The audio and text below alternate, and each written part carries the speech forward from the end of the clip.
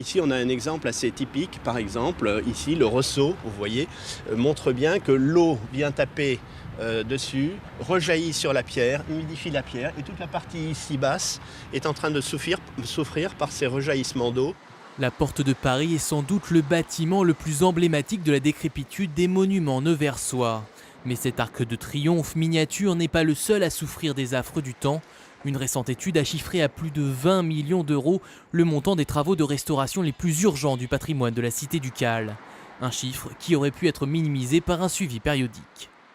Si on fait de l'entretien régulier, on a fait des études sur ces problèmes-là, on estime à 5 fois moins cher le coût de l'entretien par rapport à des gros travaux quand on attend de faire des gros travaux.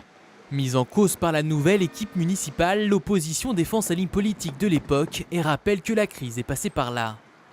Il nous a fallu faire des choix et les choix ont été évidents, c'est-à-dire priorité aux services publics. Si nous avons décidé de ne pas faire d'économies majeures sur les subventions aux associations, c'est parce que nous pensions, et nous pensons encore aujourd'hui, qu'elles assurent une mission de service public. C'est la même chose avec les écoles. Pour le maire de Nevers, il est urgent d'agir, mais au vu des sommes annoncées, Denis Thuriot est bien conscient qu'il faudra procéder par étapes et définir des structures prioritaires comme ce petit théâtre dont la toiture n'est plus étanche. Le tout en diversifiant les sources de financement.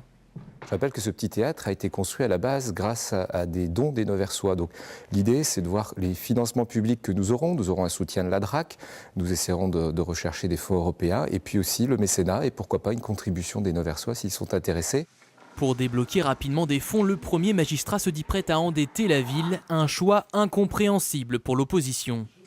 On ne peut pas comme ça se réendetter la ville sur des dizaines de millions d'euros parce que là, au vu de des baisses de dotation et de la réforme territoriale qui fait que dans quelques années, on ne sait pas le devenir des communes ou des départements ou des communautés de communes, ça me semble se précipiter ou en tout cas faire un pas dans un vide que moi je ne souhaite pas que nous franchissions. L'investissement et l'endettement, il faut arrêter d'en avoir peur. Celui qui ne s'endette pas, qui ne fait aucun travaux chez lui, mais au bout de 20 ans, je peux vous dire que là, il a besoin de s'endetter fortement. Nous allons faire une politique d'endettement raisonnée, raisonnable. Les taux d'intérêt des banques et a fortiori vis-à-vis des collectivités sont très très bas. Et si nous ne le faisions pas, nous serions véritablement irresponsables. C'est facile de dire je ne me suis pas endetté, mais quand on ne fait rien, les suivants, ils ont fort à faire.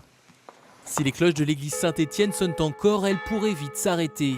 Les vibrations qu'elles engendrent menacent la stabilité mécanique du clocher, preuve que l'urgence relève tout autant de la sécurité publique que de l'esthétique.